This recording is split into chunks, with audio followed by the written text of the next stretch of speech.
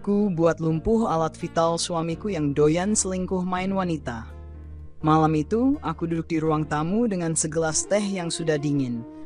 Rumah ini terasa begitu sunyi, hanya suara jam dinding yang terus berdetak pelan, seolah menjadi saksi bisu dari semua perasaan yang terpendam di dalam hatiku. Suamiku, Aditya, belum pulang.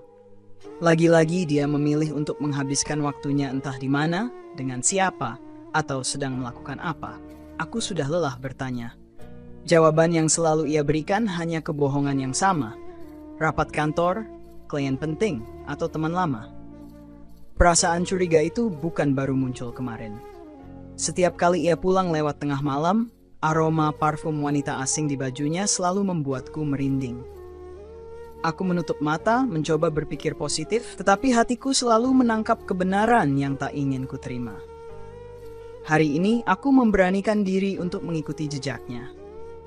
Saat ia berpamitan pagi tadi, mengatakan ada pekerjaan penting, aku menahan senyum pahit. Dengan bantuan aplikasi pelacak di ponselnya yang kupasang tanpa sepengetahuannya, aku tahu kemana langkahnya membawa dia. Bukan ke kantor, seperti yang ia klaim, melainkan ke sebuah kafe kecil di pinggiran kota. Aku menunggu dari kejauhan, duduk di dalam mobil dengan kaca gelap. Hatiku hancur berkeping-keping ketika melihatnya keluar dari kafe, menggandeng seorang wanita muda berambut panjang dengan tawa yang tak bisa disembunyikan. Mereka terlihat begitu mesra, seolah tak ada rasa bersalah sedikit pun. Ketika mereka berdua masuk ke mobil Aditya, aku memutuskan untuk mengikuti. Keringat dingin mengalir di pelipisku saat mereka berhenti di sebuah hotel mewah. Semua penyangkalan yang selama ini ku coba tanamkan di pikiranku runtuh seketika. Tubuhku bergetar, tetapi aku menahan diri untuk tidak menangis. Tidak di sini, tidak sekarang. Aku pulang dengan perasaan hampa. Di sepanjang perjalanan, aku memikirkan langkah apa yang harus aku ambil. Aku mencintai Aditya, atau lebih tepatnya aku mencintai pria yang adalah dia. Pria yang setia, yang berjanji akan selalu menjaga dan melindungiku. Tetapi pria itu sudah lama menghilang, digantikan oleh seseorang yang bahkan tak bisa aku kenali lagi. Malam itu, Aditya pulang seperti biasa, tanpa rasa bersalah sedikit pun. Aku menatapnya dari sofa, sementara ia dengan santainya membuka dasi dan melemparkannya ke meja. "Ada apa? Kok melamun?" Tanyanya santai, seolah tak ada sesuatu yang salah. Aku hanya tersenyum kecil. "Capek ya? Kerja sampai malam lagi?" Tanyaku dengan nada yang kubuat seramah mungkin. Ia mengangguk sambil mendekat. "Iya, banyak urusan di kantor." Demi Tuhan, aku hampir tertawa mendengar kebohongannya. Tapi aku menahan diri. Tidak, belum saatnya. Hari-hari berlalu dan aku mulai menyusun rencana. Aku tidak ingin berteriak atau menangis. Aku tidak ingin menjadi wanita yang memohon-mohon kepada suaminya untuk setia. Tidak, aku bukan orang seperti itu. Jika dia berpikir aku akan diam saja menerima penghinaan ini, maka dia salah besar. Langkah pertama dalam rencanaku dimulai dengan sebuah undangan makan malam. "Aku ingin kita meluangkan waktu bersama," kataku suatu malam sambil menyodorkan undangan itu kepadanya. Aditya tampak terkejut, tapi ia tidak menolak. "Baiklah, kapan?" Aku tersenyum. "Sabtu malam, aku ingin kita merayakan cinta kita." Ia mengangguk. Meski aku tahu pikirannya mungkin sudah melayang ke wanita lain. Sabtu malam tiba dan aku menyiapkan segalanya dengan sempurna. Meja makan dihiasi lilin, makanan favoritnya tersaji, dan aku mengenakan gaun terbaikku. Aditya tampak terkesan, meskipun aku tahu ia tidak benar-benar peduli. Di tengah makan malam, aku menuangkan segelas anggur untuknya. "Untuk kita," kataku sambil mengangkat gelas. Ia tersenyum dan meneguk minumannya tanpa curiga. Tak butuh waktu lama baginya untuk mulai merasa aneh. "Kenapa tubuhku?" katanya, suaranya melemah. Aku duduk di depannya dengan tenang, menatap matanya yang mulai panik. "Tenang saja, itu hanya obat penenang ringan. Kita akan punya banyak waktu untuk berbicara setelah ini." Aditya terjatuh ke lantai, tak berdaya. Aku mendekatinya perlahan, menatap pria yang dulu kucintai, yang kini hanya menjadi bayangan dari dirinya yang dulu. "Aku sudah tahu semuanya, Aditya," bisikku di telinganya. "Dan mulai hari ini, aku akan memastikan kau tidak pernah menyakiti wanita lain lagi." Aditya terbaring di lantai, matanya penuh dengan keterkejutan dan kebingungan. Aku berdiri di depannya, menarik napas panjang untuk menenangkan diriku sendiri. "Kau pikir aku tidak tahu semua ini?" Tanyaku pelan. Suaraku dingin tapi tetap terkendali. Ia mencoba berbicara, tapi tubuhnya terlalu lemah untuk merespons. Aku mengambil kursi dan duduk di sampingnya, memandang wajahnya yang tampak ketakutan. Aku sudah cukup diam, cukup memberi kesempatan. Tapi kau terus menyia-nyiakan semuanya. Dengan tenang, aku memindahkan tubuhnya ke sofa. Tangan dan kakinya masih lemah, tapi aku memastikan ia tetap nyaman. Aditya menatapku, jelas sekali ia ingin mengatakan sesuatu, tapi aku menggeleng pelan. Kali ini, aku yang berbicara. Kau cukup mendengarkan. Aku membuka tas kecil yang telah kusiapkan. Dari dalamnya aku mengambil sebuah alat yang terlihat sederhana, tapi memiliki fungsi yang sudah kupelajari dengan baik. Tenang saja, ini tidak akan melukaimu secara fisik. Aku hanya ingin memastikan kau tidak pernah lagi melukai hati siapapun, termasuk aku. Aditya terlihat bingung, tapi aku tetap tenang. Kau tahu, aku mencintaimu dengan tulus. Aku selalu percaya padamu, bahkan ketika semua tanda-tanda itu mulai muncul. Tapi, cinta saja tidak cukup, Aditya. Kau harus tahu bahwa ada batasan dalam setiap hubungan.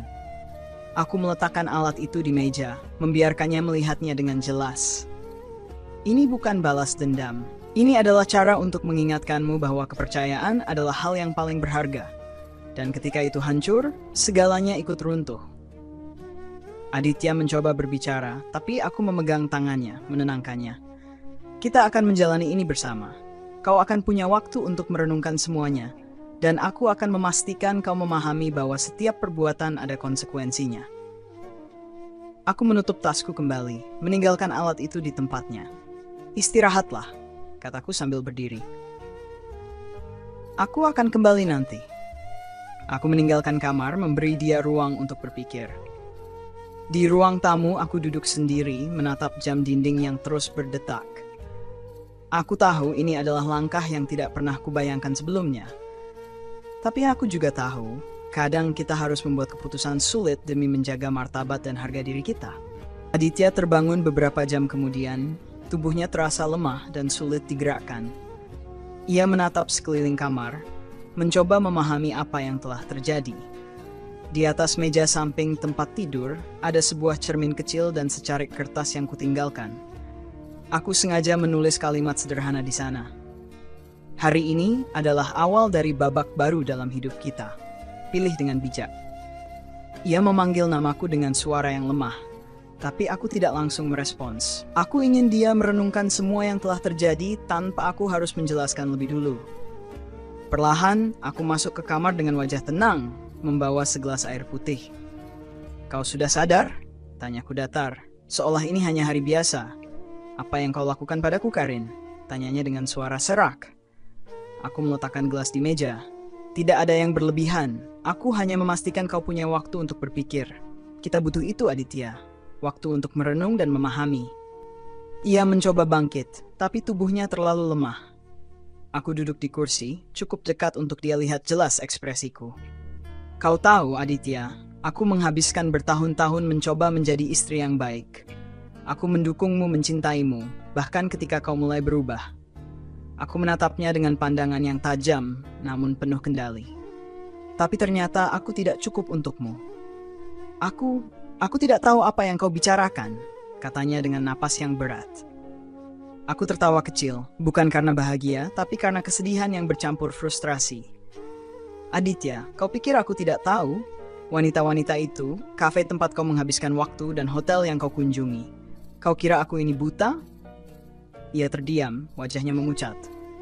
Akhirnya, ia sadar bahwa tidak ada lagi ruang untuk menyangkal. "Karin, aku bisa menjelaskan," katanya dengan suara yang mulai gemetar. "Tidak perlu," potongku cepat.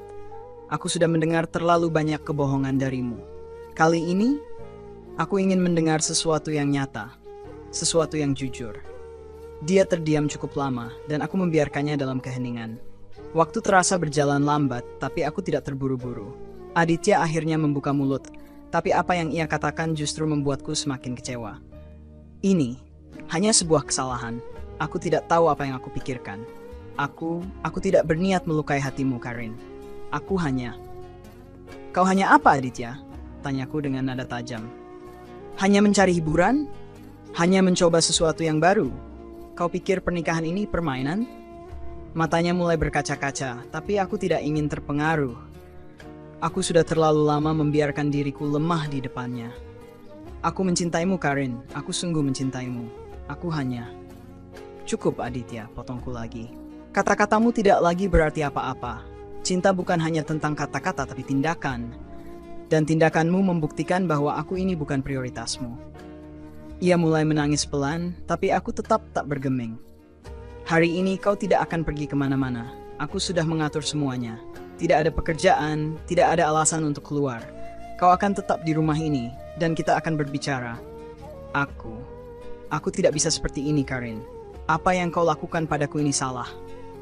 Aku tersenyum kecil, senyum yang syarat dengan kelelahan dan ironi. Salah katamu? Kau bahkan tidak menyadari betapa banyak kesalahan yang kau buat selama ini. Tapi tidak apa-apa, Aditya. Aku memberimu waktu untuk berpikir. Karena mulai hari ini, aku tidak akan lagi menjadi wanita yang kau abaikan begitu saja. Aku meninggalkan kamar, membiarkan dia terjebak dalam pikirannya sendiri. Di ruang tamu, aku duduk dengan pikiran yang bercabang-cabang. Aku tahu bahwa perjalananku masih panjang, dan konflik ini baru saja dimulai. Aku harus menghadapi konsekuensi dari semua keputusanku, dan aku siap untuk melakukannya. Aditya, di sisi lain, hanya bisa menunggu apa yang akan terjadi selanjutnya. Malam itu, suara hujan menggema di luar jendela. Aditya masih di kamar, mencoba memanggilku beberapa kali, tapi aku mengabaikannya. Aku duduk di ruang tamu dengan secangkir kopi yang hampir dingin. Pikiran-pikiranku saling bertabrakan antara rasa sakit yang masih menusuk dan kekuatan yang terus kukumpulkan. Hampir tengah malam ketika aku memutuskan kembali ke kamar. Aditya masih di tempat tidur, wajahnya penuh kecemasan. Karin, aku mohon kita bicarakan ini dengan baik. Aku tahu aku salah, tapi ini bukan caranya, katanya dengan nada yang lebih rendah dari sebelumnya. Aku menatapnya tajam, dadaku terasa penuh sesak. Bicarakan? Kau ingin bicara? Setelah semua ini, Aditya, aku memberimu waktu bertahun-tahun untuk bicara, untuk jujur, tapi kau memilih untuk berbohong. Dia terdiam, tampak terpukul. Tapi aku tidak berhenti. Kau tahu apa yang paling menyakitkan? Aku mempercayaimu. Aku menyerahkan segalanya padamu. Dan kau menghancurkan itu semua tanpa berpikir dua kali. Aditya mencoba menjawab, tapi aku mengangkat tangan menghentikannya. Tidak, dengarkan aku. Aku menghabiskan malam-malamku menangis sendirian, bertanya-tanya apa yang salah denganku. Apa aku kurang cantik? Apa aku kurang perhatian? Tapi sekarang aku tahu, Aditya. Masalahnya bukan padaku. Masalahnya ada di dirimu. Air mata mulai mengalir di pipinya. Aku tidak ingin kehilanganmu, Karin. Aku sungguh mencintaimu. Aku tertawa, tapi tawa itu penuh luka. Cinta? Kau menyebut ini cinta? Kau menyebut kebohongan, pengkhianatan, dan penghinaan sebagai cinta? Kau bahkan tidak tahu arti cinta, Aditya. Ia mencoba bangkit dari tempat tidur, tapi tubuhnya masih lemah. Aku akan memperbaiki semuanya. Beri aku kesempatan. Kesempatan? Aku mendekat, berdiri tepat di depannya. Berapa banyak kesempatan yang sudah kuberikan, Aditya? Kau sudah menghancurkannya semua. Dan sekarang, kau ingin aku memaafkan begitu saja? Dia menundukkan kepala, tak mampu menjawab. Aku mengambil kursi dan duduk di depannya, menatapnya dengan mata yang mulai basah. Aku mencintaimu. Aku benar-benar mencintaimu. Tapi cintaku padamu tidak lebih besar dari cintaku pada diriku sendiri. Dan aku tidak akan membiarkan diriku terus dilukai. Dia mencoba meraih tanganku, tapi aku menariknya. Karin, aku akan berubah. Aku bersumpah, ini terakhir kalinya aku melakukan hal bodoh. Aku tidak ingin kehilanganmu. Aku menghela napas panjang, berusaha menenangkan emosi yang menggelegak di dadaku. Aditya, perubahan tidak datang dari kata-kata. Perubahan datang dari tindakan. Dan kau harus membuktikannya, bukan dengan memohon, tapi dengan benar-benar berubah. Aku berdiri, meninggalkannya sekali lagi. Tapi kali ini aku tahu hatinya benar-benar terguncang. Aku tidak tahu apakah dia bisa memperbaiki semuanya, tapi aku juga tidak akan menunggu terlalu lama untuk melihat. Hanya waktu yang bisa menjawab semuanya. Malam itu, aku memutuskan untuk tidur di kamar tamu. Aku butuh ruang untuk bernapas, untuk berpikir, untuk memutuskan langkah apa yang harus kuambil selanjutnya. Tapi satu hal yang pasti, aku tidak akan kembali menjadi wanita yang pasrah. Aditya harus memahami, aku adalah seseorang yang pantas untuk dihargai. Jika dia tidak mampu melakukannya, aku tahu aku akan baik-baik saja tanpanya. Keesokan paginya, aku bangun dengan kepala yang masih penuh beban. Matahari sudah mulai mengintip dari balik tirai, tapi suasana rumah terasa begitu dingin dan sepi. Aku berjalan ke dapur untuk membuat teh, berharap kehangatannya bisa sedikit menenangkan pikiranku. Saat aku sedang menuangkan air panas, suara langkah kaki terdengar dari arah lorong. Aku tahu itu Aditya. Tubuhnya mungkin masih lemah, tapi ia memaksakan diri untuk keluar dari kamar. Aku tidak menoleh, membiarkannya berdiri di ambang pintu dapur. "Karin," suaranya pelan, hampir seperti bisikan. Aku menghela napas panjang, menyiapkan secangkir teh untuknya. Tanpa berkata apa-apa, aku meletakkannya di meja dan duduk di seberangnya. Ia menatapku, wajahnya terlihat lebih lusuh dari biasanya. "Aku ingin bicara," katanya, kali ini dengan nada yang lebih tegas. Aku mengangguk pelan. "Bicara saja, aku mendengarkan." Ia menunduk sejenak, mengambil napas dalam-dalam. "Aku tidak akan menyangkal apapun lagi. Kau benar, aku telah menyakitimu, dan aku tidak punya alasan untuk itu. Aku hanya terlalu egois. Aku terlalu bodoh untuk menyadari betapa berharganya dirimu." Aku menatapnya tanpa ekspresi, menunggu dia melanjutkan. "Wanita-wanita itu, mereka tidak berarti apa-apa.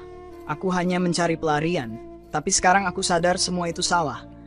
Aku menghancurkan sesuatu yang seharusnya kujaga." Aku tersenyum tipis, tapi bukan karena bahagia. "Aditya, kau bilang mereka tidak berarti apa-apa. Tapi kau rela mempertaruhkan pernikahan kita untuk sesuatu yang tidak berarti? Itu lebih menyakitkan daripada pengkhianatan itu sendiri." Ia mengusap wajahnya dengan kedua tangan, tampak putus asa. "Aku tahu aku tidak pantas untuk dimaafkan. Tapi aku benar-benar ingin memperbaiki semuanya, Karin. Aku akan melakukan apapun untuk membuktikan bahwa aku bisa berubah." Aku memiringkan kepala, menatapnya dengan tatapan tajam. "Apapun," ia mengangguk, meski aku tahu ia ragu dengan kata-katanya sendiri. "Baiklah," kataku sambil menyandarkan tubuhku ke kursi. "Kalau begitu, buktikan. Aku tidak akan mempermudah ini untukmu, Aditya. Karena kepercayaan yang hancur tidak bisa diperbaiki hanya dengan kata-kata." Dia menatapku dengan penuh harap, tapi aku tetap menjaga jarak. "Mulai hari ini, aku akan mengatur semuanya. Kau akan mengikuti apa yang kukatakan. Dan jika aku melihat kau melanggar sekali saja, aku tidak akan ragu untuk pergi dari hidupmu." Aditya mengangguk lagi, meski wajahnya menunjukkan ketakutan. "Aku akan melakukannya, Karin. Aku berjanji." Aku berdiri, mengambil cangkir tehku dan berjalan keluar dari dapur. "Kita lihat saja seberapa serius kau dengan janji itu, Aditya. Jangan pikir ini akan mudah." Selama beberapa hari berikutnya, aku mulai mengatur segalanya. Aku memantau setiap gerak-geriknya, memastikan ia tidak kembali ke kebiasaan lamanya. Aku juga memberinya tanggung jawab untuk memperbaiki hubungan ini. Bukan hanya dengan kata-kata, tapi dengan tindakan nyata. Namun di sisi lain, aku juga diam-diam mempersiapkan diriku. Aku tahu tidak ada jaminan bahwa dia benar-benar akan berubah. Aku mulai menyusun rencana cadangan, memastikan bahwa jika semuanya kembali hancur, aku bisa pergi dengan kepala tegak. Konflik di antara kami tidak hilang begitu saja. Ada saat-saat di mana kami bertengkar hebat, saling menyalahkan. Tapi ada juga momen-momen kecil di mana aku melihat secercah harapan saat Aditya benar-benar berusaha untuk menjadi lebih baik. Meski begitu, aku tidak ingin terlalu cepat percaya. Aku tahu luka ini terlalu dalam untuk sembuh hanya dengan waktu yang singkat. Aku hanya bisa berharap jika ada sedikit kesempatan untuk menyelamatkan pernikahan ini, maka semuanya tidak akan sia-sia. Tapi di sudut hatiku, aku juga sadar, keputusan akhir tetap ada di tanganku. Jika aku merasa semuanya tidak lagi bisa diperbaiki, Aku harus punya keberanian untuk melangkah pergi. Aku tidak. Hari-hari berikutnya penuh dengan ketegangan. Aditya berusaha keras menebus kesalahannya. Dia mulai meninggalkan kebiasaan lamanya. Tidak lagi pulang terlambat, tidak lagi membawa ponsel kemana-mana seperti benda keramat. Bahkan memutuskan semua kontak dengan orang-orang yang dulu sering bersamanya dalam petualangan yang ia sebut pelarian. Namun bagiku, semuanya masih terasa seperti acting. Setiap tindakan baiknya selalu terasa dipaksakan. Entah karena aku sudah terlalu terluka, atau karena aku masih sulit percaya bahwa ia benar-benar berubah. Malam itu kami duduk di meja makan, menikmati makan malam yang penuh keheningan. Aku memandangi piringku, tak punya nafsu makan. "Karin," panggilnya lembut. Aku mendongak, menatap matanya yang terlihat penuh rasa bersalah. "Apa?" tanyaku singkat. "Aku tahu apapun yang kulakukan sekarang mungkin tidak cukup. Tapi aku ingin kau tahu bahwa aku benar-benar serius." Aku menyandarkan tubuhku ke kursi, melipat tangan di depan dada. "Serius?" Aku tertawa kecil. "Aditya, kau tahu berapa kali aku mendengar kata itu darimu? Aku bahkan bisa menghitungnya lebih dari jumlah jari di tanganku." Dia terdiam, tapi aku melanjutkan. "Aku tidak butuh janji lagi, Aditya. Aku butuh bukti. Dan sejauh ini, aku belum melihat apapun yang benar-benar membuatku yakin kau berubah." Aditya menarik napas dalam, tampak ingin mengatakan sesuatu, tapi ragu. Aku menatapnya tajam. "Kalau kau punya sesuatu untuk dikatakan, katakan saja. Aku tidak akan menebak-nebak pikiranmu." Aku ingin kita mulai lagi dari awal," katanya pelan. Aku mendengus. "Mulai dari awal? Apa itu berarti aku harus melupakan semua yang sudah terjadi? Semua rasa sakit yang kau sebabkan?" "Aditya, pernikahan ini tidak seperti buku yang bisa kau tulis ulang sesuka hati." "Aku tidak meminta kau melupakan semuanya," katanya cepat. "Aku hanya ingin kesempatan untuk membuktikan bahwa aku bisa menjadi suami yang lebih baik." Aku menatapnya lama, mencoba membaca kejujuran di matanya. Tapi setiap kali aku mencoba percaya, bayangan pengkhianatannya selalu kembali menghantuiku. "Aditya," kataku akhirnya, suaraku mulai gemetar. "Aku ingin percaya padamu, sungguh. Tapi aku tidak tahu apakah aku mampu.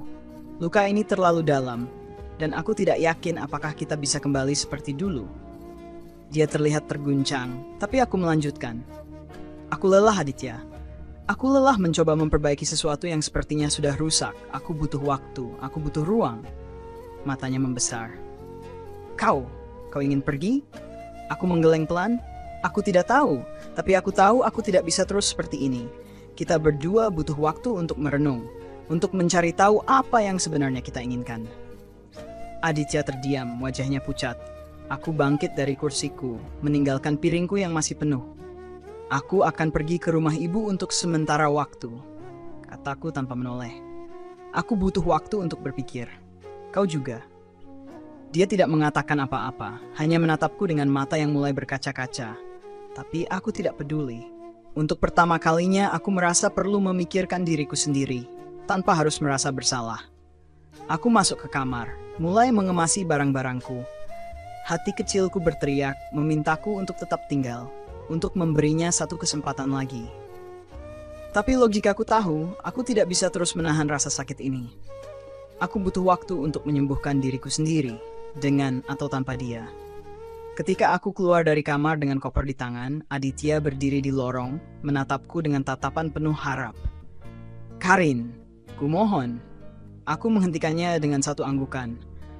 "Aku tidak pergi untuk selamanya. Aku hanya butuh waktu. Jangan mencariku, jangan memaksaku. Kalau kau benar-benar ingin memperbaiki ini, biarkan aku pergi." Ia mengangguk perlahan, matanya penuh air mata. Aku berjalan keluar rumah tanpa menoleh, menahan setiap emosi yang hampir meledak di dalam diriku. Aku tahu ini bukan akhir, tapi aku juga tahu ini adalah langkah pertama menuju sesuatu yang lebih baik, apapun itu. Selama beberapa minggu di rumah ibu, aku mulai menemukan ketenangan yang sudah lama hilang. Setiap pagi aku duduk di beranda, menikmati udara segar dan memikirkan banyak hal. Aku belajar bahwa cinta, sekuat apapun, tidak cukup untuk mempertahankan sebuah hubungan jika tidak ada rasa hormat dan kepercayaan. Aditya mengirimi pesan beberapa kali, tetapi aku tidak langsung merespons. Aku butuh waktu untuk menyembuhkan diri, untuk memastikan bahwa jika aku memutuskan kembali kepadanya, itu bukan karena rasa bersalah atau tekanan. Aku ingin mengambil keputusan dengan kepala yang jernih.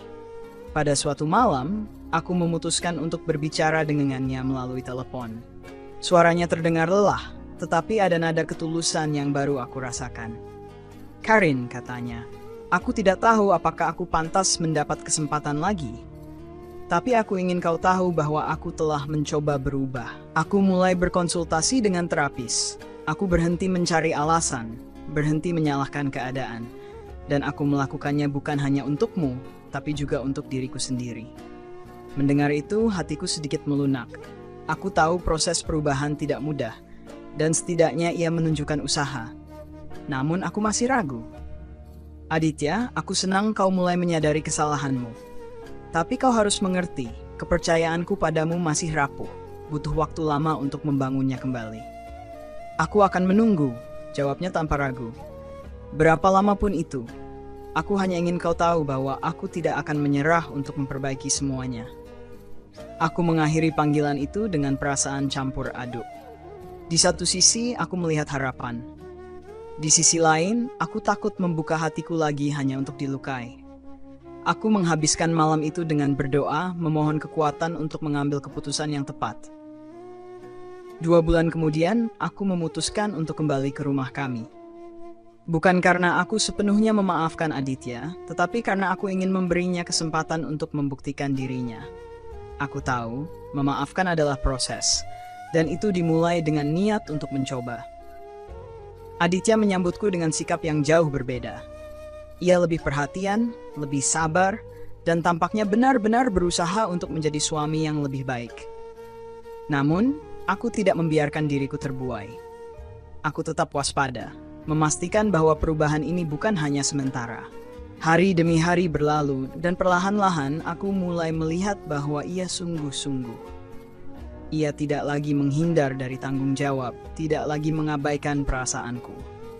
Kami mulai membangun kembali komunikasi, sesuatu yang selama ini hilang dalam pernikahan kami. Nasihat dari cerita ini, kepercayaan adalah pondasi utama. Tidak peduli seberapa besar cinta dalam sebuah hubungan, tanpa kepercayaan, hubungan itu tidak akan bertahan lama. Jika kepercayaan hancur, perlu usaha keras dari kedua belah pihak untuk membangunnya kembali. 2. Pentingnya harga diri. Jangan pernah mengorbankan harga dirimu demi mempertahankan hubungan. Mencintai seseorang tidak berarti membiarkan diri terus dilukai. Cintai dirimu sendiri terlebih dahulu.